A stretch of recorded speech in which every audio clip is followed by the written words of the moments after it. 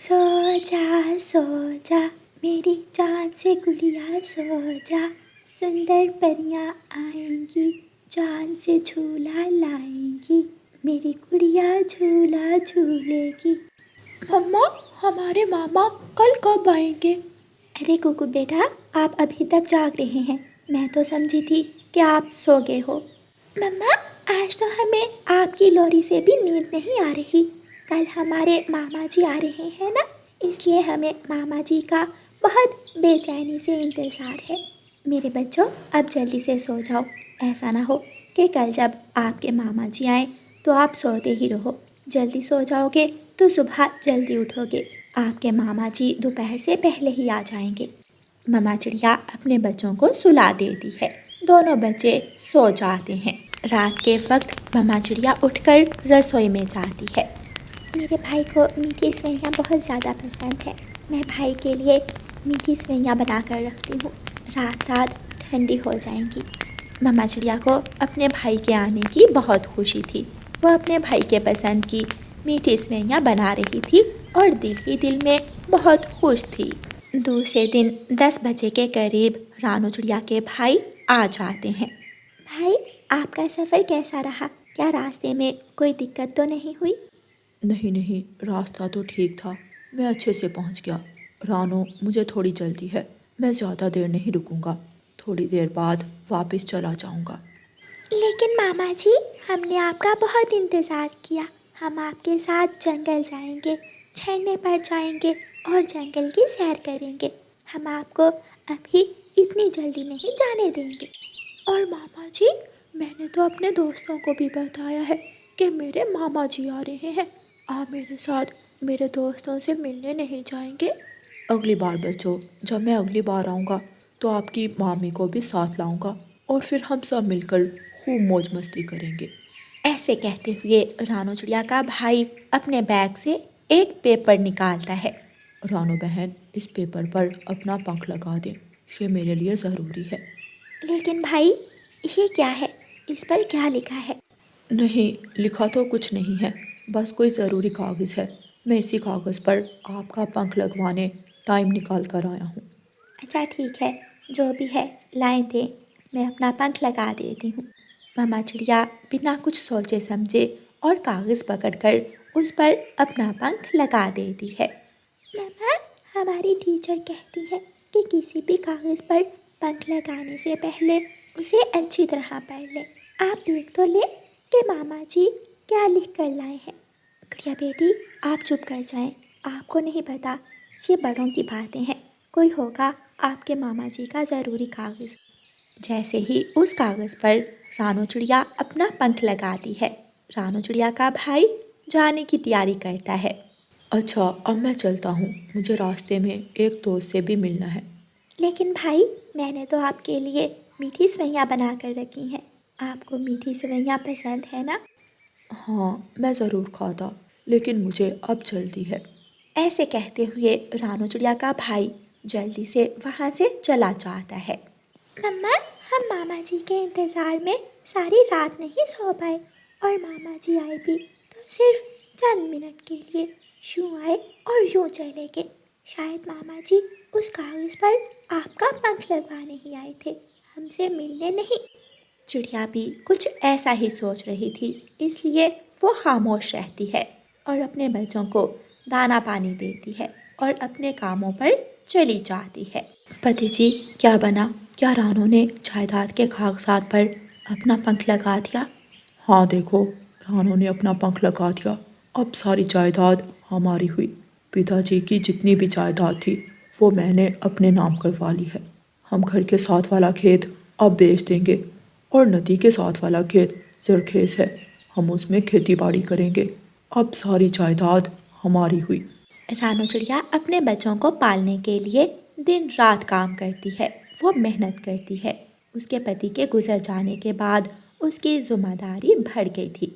उसे घर के काम भी करना होते थे और बाहर के भी।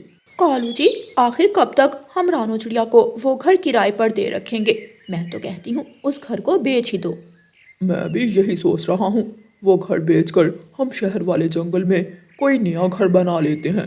जिससे हमें ज़्यादा किराया आएगा। कालू कौवा चिड़िया के पास जाता है और रानो चिड़िया से कहता है, रानो बहन, मैंने और गोरी ने सलाह की है कि हम ये घर बेच दें। हमें कुछ पैसों की ज़रूरत है, जिससे हम शहर वाले जंगल में नया घर बनाएंगे। मकान मालिक कालू कौवे की ये बात सुनकर रानो चिड़िया परेशान हो जाती है। लेकिन कालू भैया, मैं तो हर महीने का किराया आपको घर जाकर देती हूँ। क्या आपको कोई दिक्कत है? अगर घर का किराया बढ़ाना है तो 50-100 बढ़ा दे। नहीं नहीं रानो चिड़िया, अब हम ये घर किराए पर नहीं देंगे। हम ये घर बेच रहे हैं।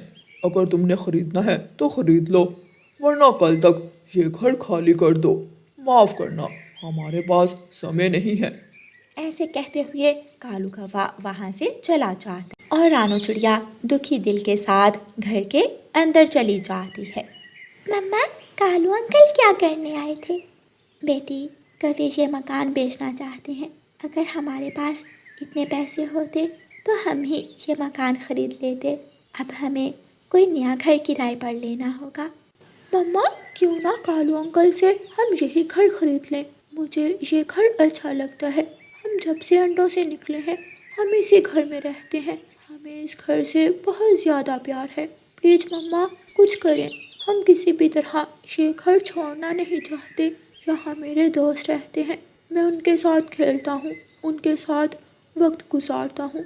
किसी और घर में मेरा दिल नहीं लगेगा। मम्मा, कुकू भाई ने ठीक कहा। क्या हम ये घर नहीं खरीद सकते? मम्मा चिड़िया एक लंबी सांस लेती है और अपने बच्चों से कहती है, मैं जाती हूँ बच्चों, मैं कुछ करती हूँ। अच्छा, आप ऐसा करें, घर में ही रहना, बाहर मत जाना। मैं आपके मामा जी के पास जा रही हूँ, दूसरे जंगल। गुड़िया कुकू एक साथ बोलते हैं, मम्मा प्लीज़ हमें भी साथ ले जाए। मम्मा प्लीज़ हमें भी साथ ले जाएं। अच्छा ठीक है, आप भी मेरे साथ चलें। मम्मा चिड़िया घर को बाहर से ताला लगाती है और अपने दोनों बच्चों को साथ लेकर उड़ती है। रास्ते में मम्मा चिड़िया मिठाई की दुकान पर रुकती है। वो वहाँ से अपने भाई की पसंद के लड्डू लेती है। मम्मा चिड़िया गुड़िया और कुकू को जलेबी लेकर देती है। वो दोनों बच्चे अपनी मम्मा के पास बैठकर जलेबी खाते हैं। चलो बच्चों, अब चलें, शाम तक हमें लौट कर भी आना है। वो सब वहाँ से उड़ते हैं और थोड़ी ही देर में रानो चिड़िया अपने भाई के घर पहुँच जाती है। रानो, बिना बताए ही क्या हुआ? क्या कोई काम था? हाँ, भाई से एक ज़रूरी बात करनी थी। पिंकी, भाई कहाँ है? वो अभी अभी बाहर गए हैं, आने ही वाले होंगे। आप बैठें, मैं आपके लिए चाय बनाती हूँ। मामी जी, क्या हम खेत में चले जाएं? कौन सा खेत? वो खेत तो आपके मामा जी ने बेच दिया है। अब तो नदी के पास वाला एक ही खेत है। ये सुनकर रानो चिड़िया हैरान हो जाती है। क्या क्या भाई ने खेत बेच दिया है? मुझे पूछे बिना ही। लेकिन वो खेत तो मेरा और भाई दोनों का था। फिर भाई ने कैसे वो खेत बेच दिया? ये तुम अपने भाई से ही पूछना, वो आने ही वाले होंगे। थोड़ी देर बाद चिड़िया का भाई भी घर आ जाता है। पति जी, आपकी बहन खेत के बारे में पूछ रही है, बताएं इनको। हाँ, मैंने वो खेत बेच दिया है। मुझे कुछ पैसों की ज़रूरत थी। लेकिन भाई, उस खेत में तो मेरा भी हिस्सा था। मैं तो अपना हिस्सा लेने आई हूँ। आपको तो पता है, गुड़िया और कुकू के पापा के मर जाने के बाद से मैं किराए के घर में रह रही हूँ और मकान मालिक वो घर बेचना चाहता है। मैंने सोचा था कि मैं अपनी जायदाद में से अपना हिस्सा लेकर वो घर खरीद लूँ। कौन सा हिस्सा? कौन सी जायदाद? पिताजी ने वो जायदाद मेरे नाम करवाई थी और उस दिन जायदाद के कागजात पर पंख तो तुमने अपनी मर्जी से ही लगाया था। मैंने ऐसे ही तो नहीं बेच दी। ये सुनकर रानो चिड़िया की आंखें खुली की खुली रह जाती हैं। क्या? तो क्या वो जायदाद के कागजात थे जिस पर उस दिन आप मेरा पंख लगवाने आए थे?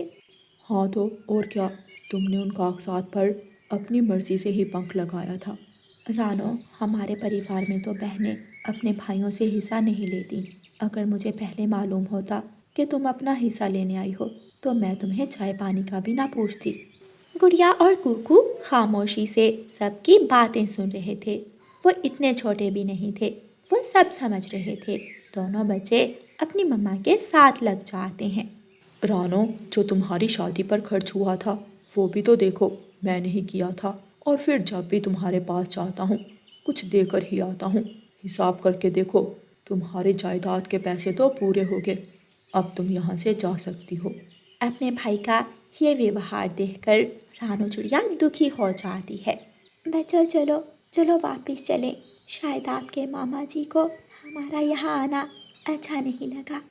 रानू चिड़िया अपने बच्चों को लेकर वहाँ से चली जाती है। आई बड़ी जायदाद का हिस्सा लेने, शर्म भी नहीं आती, अपने भाई से हिस्सा मांग रही है। देखा, मैं ना कहती थी, अगर समय पर इसका पंख ना लगाया होता तो आज ये ऐसे ना जाती, बल्कि पूरे मोहल्ले को इकट्ठा करती, शोर मचाकर। रानू चिड़िया निराश होकर अपने घर वापस आ जाती है। मम्मा, याद है उस दिन जब मामा जी कागज़ पर आपका पंख लगवा रहे थे तो मैंने आपसे कहा था कि मम्मा ऐसे खाली कागज़ पर पंख नहीं लगाते, लेकिन आपने हमें चुप करवा दिया। मामा जी ने धोखे से आपके हिस्से की जायदाद अपने नाम करवा ली। हाँ मेरे बच्चों, मुझे क्या मालूम था कि जायदाद की खातिर अपने ही अपनों को धोखा दे सकते हैं। फिर रानू चिड़िया क्या करती है? क्या वो किसी दूसरे किराए के घर में रहती है या फिर कौवों से वो घर ले पाती है? प्यारे दोस्तों, इस कहानी का अगला भाग देखने के लिए कल तक इंतज़ार करें। और अगर आपको कहानी अच्छी लगे तो इसे लाइक और अपने दोस्तों के साथ शेयर करना बिल्कुल मत भूलना। आपका धन्यवाद।